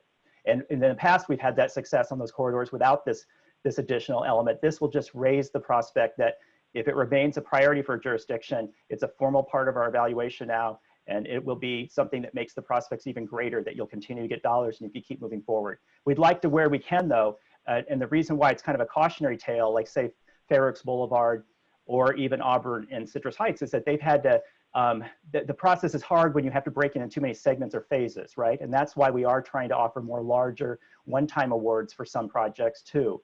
So we are trying to help you. But those will be limited. They will be limited, yes. But what we're trying to do is offer the 2 parts, right? Bigger one-time awards. Some projects can get that multi-cycle promise, but other projects, they have to keep coming back, and maybe Greenback turns out to be that example of a corridor.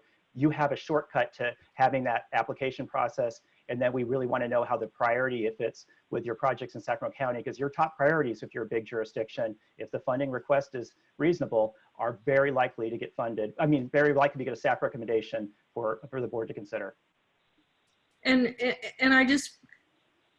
I think one of the benefits of the formulaic, and that was one of the reasons I think that I wanted to look at that, was that it would give us that opportunity to plan and possibly save up, possibly match funds with other opportunities, and maximize the amount of money that we can bring into a major project that we want to get done. And we could actually prioritize projects. Say, you know, Supervisor Peters' district is the worst roads in our county. I mean, and so instead of having to go, you know, through 10 years of, you know, incremental projects, we could actually go in and just get it done, or save up and apply it to that. So I just, yes. Mm-hmm. You know, that it sounds to me like I appreciate that you're trying to make it easier and trying to find ways to, you know, help out, but it doesn't meet that. It's kind of a, you know, that would be important to Sacramento County in my opinion. And so I'll just move on. I just wanted to, sure. Because I know you made that, the staff has made a recommendation that they're not recommending formulaic because it would, you know, there were several reasons in here that you sure. listed about formulaic. It would be difficult and complex and challenging.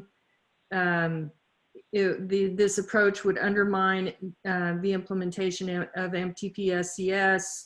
This approach would jeopardize the region's ability to win competitive and state federal funding, and so forth. There were several, you know, points that you made.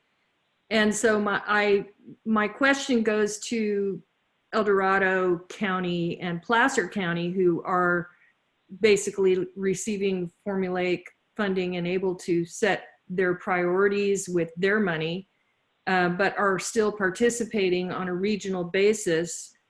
Have you had all those difficulties in those 2 counties, or has that, I'm not sure I understand why it's a problem for the 4-county region, but is it a problem with them? These same points that you brought up? Well, Director Rose, I will say that we do have some discussion about that. It's a good question. It's in our attachment about, we did have also the executive director from PCTPA on the phone with us this morning. And what he pointed out in their program, which is just one piece of their revenues, it's not all 3 programs, but then in the focus has been on the Surface Transportation Program funds, that they do a consultation process. They do have targets, which are basically what they, you know, would basically largely based on population and road road miles, but they don't have a guarantee or promise. And I think partially what you're saying is that there's a sense that if you have it in writing, like in a plan, that you're just guaranteed it'll happen. But we are entering a very particularly volatile time with revenues. We're even seeing like sources that we used to think were stable, like gas tax money or Measure A, not being able to offer the promise that it initially had.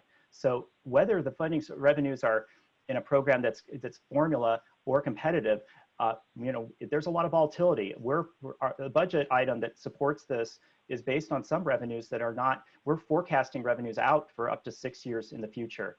In this time of risk, we wish we could offer more certainty to sponsors because we totally appreciate how hard it is to move forward a maintenance program or to move forward projects.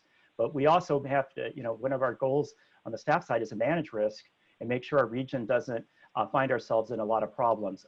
As you may recall, a few years ago, the state had to take money out of the State Transportation Improvement Program because of gas tax volatility. All these risks are still apparent, if not more so right now. So we see a lot of volatility. And so what we're trying to offer in these recommendations are policy ways to provide a much higher degree of certainty, to do a lot more work with a local sponsor so we fully understand the projects and really make sure their priorities are clearly reflected in the recommendations that we put forward.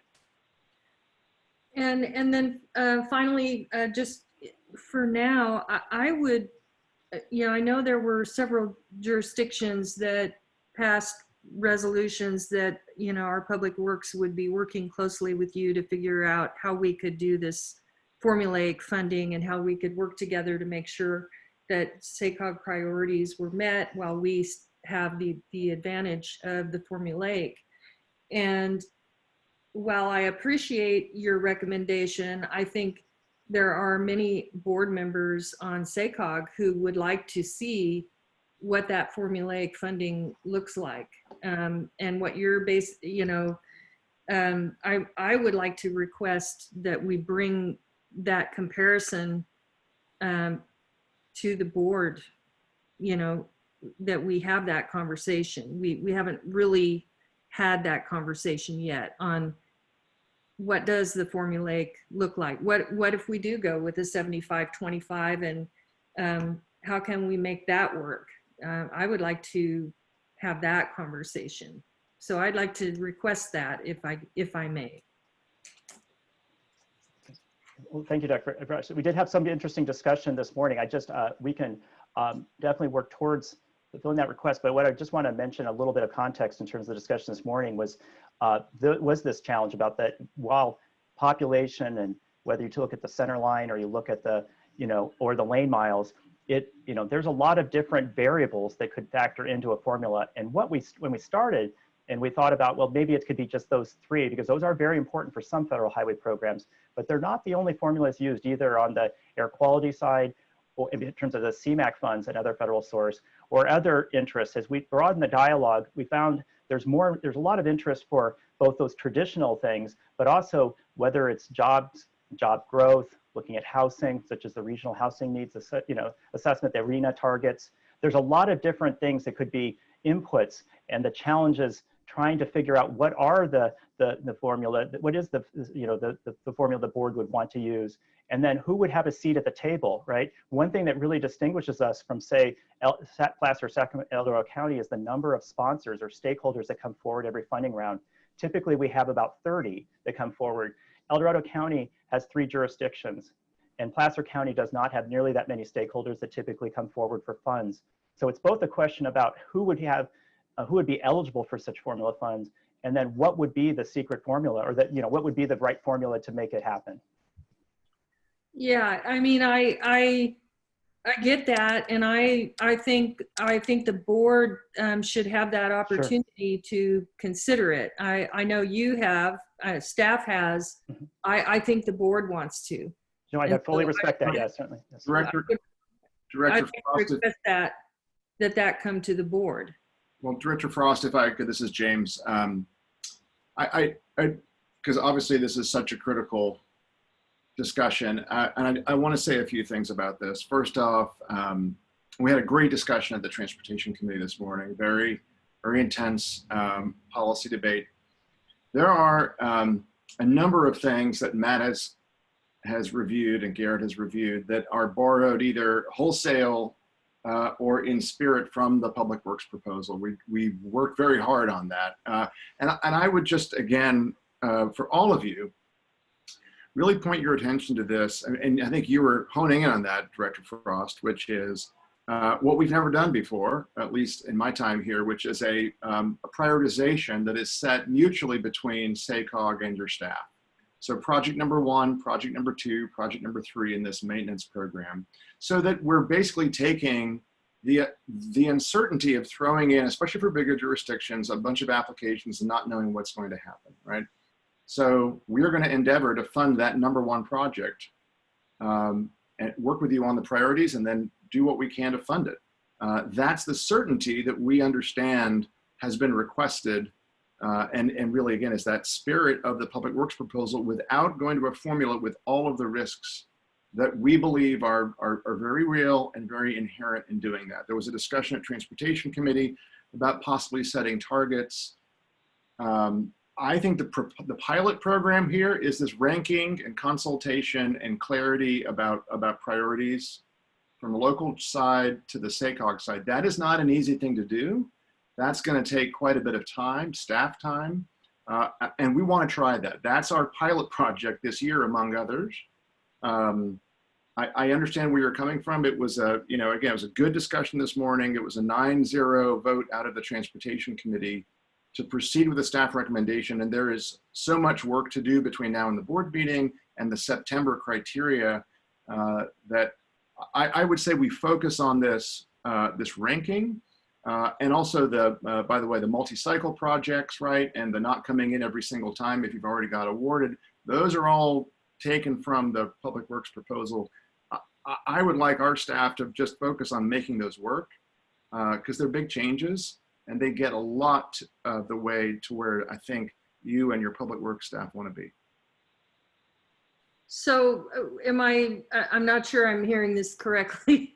I'm asking if we can look at the formulaic and I'm not hearing the answer I want to hear. Okay, yeah, I understand that. I guess what I'm saying is the amount of time it would take us to look at, and maybe I don't understand exactly when you say look at formulaic.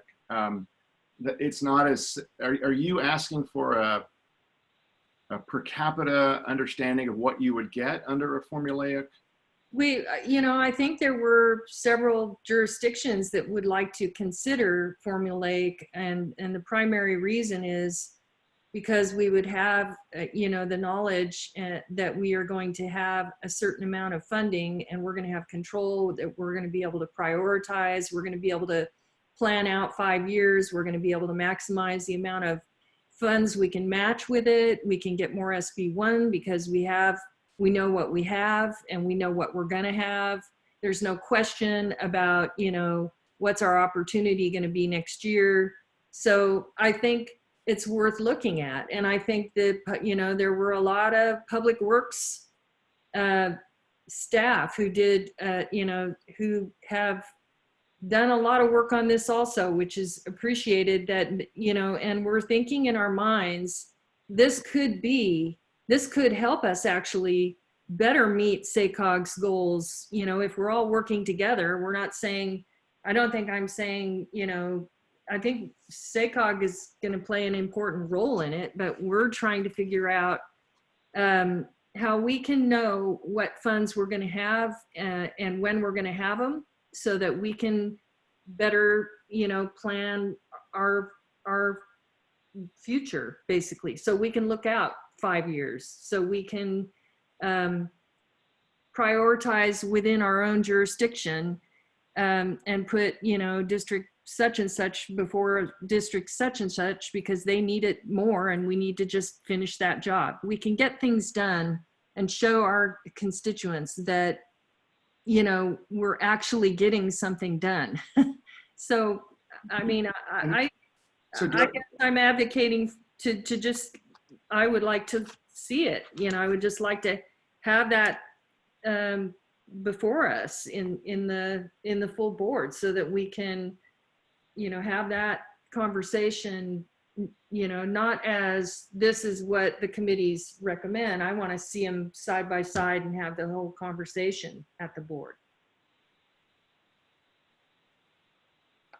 Okay, so I guess I'm just trying to manage all of this in terms of the work that's ahead for the staff between now and the board. Just to sort of rewind the tape, we believe what we've landed with you for a staff recommendation that got the 9-0 vote in the Transportation Committee this morning is a hybrid. Some may call it a compromise. There's a lot of work to be done. We can certainly, again, I'd look to Matt and Garrett, I guess, give you an analysis of of a formula, but it was not the recommendation from the Transportation Committee. It is not a simple thing, as we say in our risk analysis, to give that to you. And maybe offline, I could even better understand the level of detail or exactly what you're looking for from the formulaic. But what if we, we're not always in all these conversations, as board members. Sometimes we're the, we don't get the benefit of being in all these meetings. Sure. So you guys have probably had, have more background. But what if you brought those public works, people in and had, before this comes before the board, we have a workshop, a special workshop, and they present, and then you present, and we can see both sides of it. We can see all sides so that we understand what we are considering for our jurisdictions. That would help us. And then if what you're saying, then we'll be able to better see what you're trying to say and what they're trying to say, and we're the ones that have to make the decision here. And I think a lot of people have gone to a lot of work. There's jurisdictions that this has actually come to their board meeting, and they have voted that they want to move forward and have this conversation. So I think we need to have it, because there are several jurisdictions who have formally asked to have that conversation. I don't think we should just lightly go over it, look over it. I think we want to look at all of it so that we can make an informed decision. And I, with all due respect from my position, managing your staff and getting to this, I think we feel like we have had that. We've seen the public works proposal. In fact, we worked so hard on the staff recommendation, which again, I would call kind of a hybrid, that we've got several jurisdictions who were part of the original proposal, the city of Sacramento and Rancho Cordova in particular, I think, that have said, yes, this actually, we see enough in here that this represents much of what we were looking to get. I know not all, but quite a few. And with a 9-0 vote this morning, I'm saying we feel like we have gone through that and gotten very. Well, you have, but the board, the entire board has, we're the ones making the decision, not the staff. The board is making the decision. Absolutely. And I guess I'm just trying to gauge the level of complexity and detail that you're wanting. If the board has a policy discussion, right, on August 20th. And again, maybe I'm misunderstanding exactly the level of detail that you're wanting on the formulaic. If it's a population formula, I think that's something. Yeah, you could show us 75-25 and 50-50. You just show us something. Let them show us. If it's too much of a burden, they've done all this work. Maybe they can explain it, and then we can all have it, all of it in front of us, so that we know the benefits. We will. Okay, I understand. I don't know. I just want to say that the amount of work that your staff has done on this, from the May, June, to the point where we're getting they've worked so hard to get to a place that we think actually, and I think the evidence of that is the movement on some of the jurisdictions to say, okay, that's thanks so much for providing the clarity, the ranking, a lot of these ideas that came out of the proposal. So we will huddle as a staff. I hear you, Director Frost. We will try to get you some of that information so that you can have that discussion with the board. I'm sure it'll be a lively discussion, and we'll do what we can. Thank you very much. So not to belabor this anymore, but I think I heard Matt tell us that the formulaic approach has many different paths and factors that can go into it. So are we talking about a formulaic scenario based on population? Is that what you would like to see, Sue? Or do you want centerline miles, or do you want lane miles? I think that's part of the confusion. Yeah, I would like to see what the public works staff in the region, regionally, they have been working together over time on this, and I would like them to present to the board so that we can see their presentation. And I would like us to, you know, both, I would like us to look at all of us so that all of it, you know, what SACOG is recommending, and I would like to see what the Public Works, you know, has, what their comments are, and I would like to, you know, have them there to answer questions that may come up along the way that, you know, we may need answers to on both sides. And, you know, if Placer and El Dorado were able to figure it out, you know, why can't we? Why can't we have the conversation? I think Placer and El Dorado are single counties, so you know you guys are a 4-county area, and I'm in Placer County, so I probably ought to just be quiet. But if I think I heard Director Frost correctly, she wants the Public Works directors and their staffs to put together a comparison. I want a presentation of the formulaic, and I understand it's hard for SACOG to pull it all together. They've done all this work. Let them present, and let's have the conversation around SACOG's proposal, and you know, and then we can ask the questions and let them answer the hard questions too, why this can't work or why this can work on either side, so that we can have everyone in the room at the table and have the conversation and come to an informed decision, you know, that the board votes on. Okay, thank you, Director Frost. James, Matt, and Garrett, are you guys clear on that? I guess you'll huddle up and devise a plan. Director Spokley, this is Kirk Truss. Could I help for a moment? Yes, please. Go ahead, Kirk. Yeah, just as a matter of protocol and rules of order, this item is not at this committee for action. Items typically come to all the committees like this to provide information and background for them to be heard at the board level. The Transportation Committee took action and is making a recommendation to the board. I think that what we normally do in circumstances like this is the staff takes the recommendations of individual directors heard at these meetings, consults back with the head of the recommending committee, which would be Director Cabalden, and with the chair of the board, and then would make a determination as to the final nature of the staff recommendation and the presentation at the board. So I think the staff can take this information with due respect to the board members and the concerns and issues that they've raised, and it will be brought back to the board after consultation. Okay, so then I would just need, if I wanted to ask this question, I need to ask this at the board. Yeah, I think that's totally appropriate. And of course, there's plenty of opportunity for any DOT director who wants to come and make public comment at the board meeting. They're of course welcome to do so, and I'm sure the staff would welcome that if necessary. Yeah, we have a lot of respect for your staff and the folks that worked on this, Director Frost. We'd welcome a chance to understand the details in the proposal. What we were provided is this framework, and we've responded in, I think, considerable detail in attachment C, but we'd welcome a further discussion if that's what you want to have staff to staff happen. Okay, great. Thank you, Matt, and thank you, Kirk and James. I appreciate it. Thank you, Director Frost.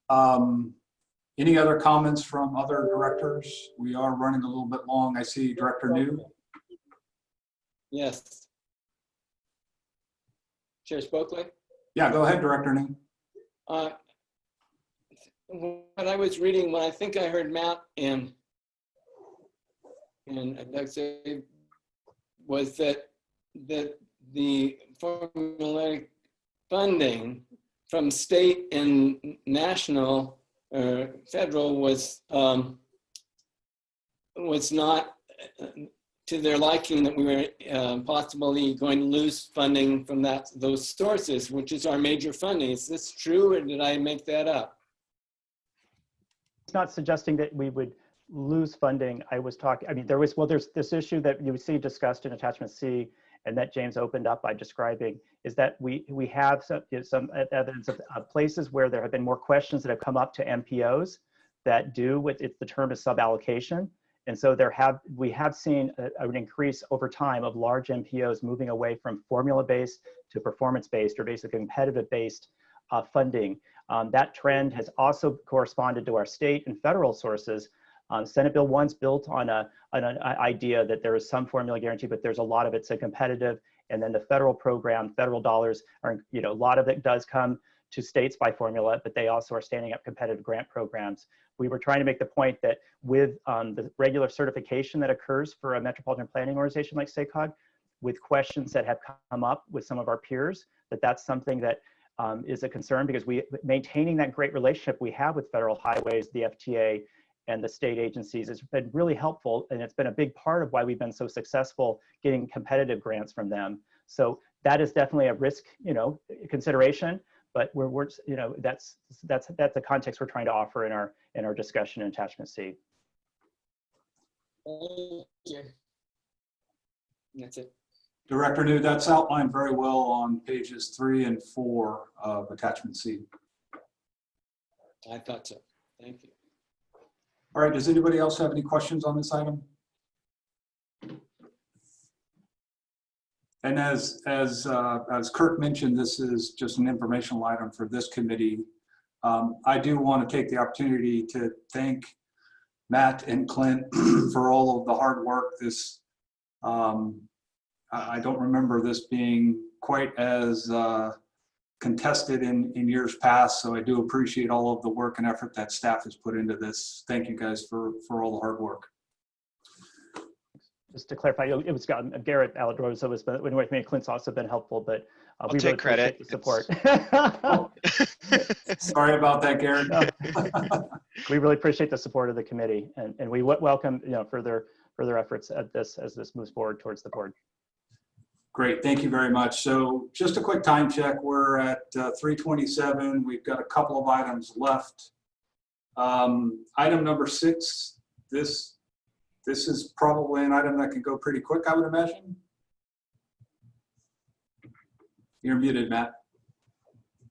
So time was, thank you, Chair Spokley. Time was so short in our last in the Transportation Committee this morning that we ended up just pointing out that there's a table in this attachment, the draft budget, and we welcome any clarifying questions that might come forward right now, or we can make sure that, because this is an item that's just in draft right now and will come back for action during the September board cycle, we could defer discussion to a later point, whether there's time permitting to discuss it at the board meeting later this month or a more formal presentation in September.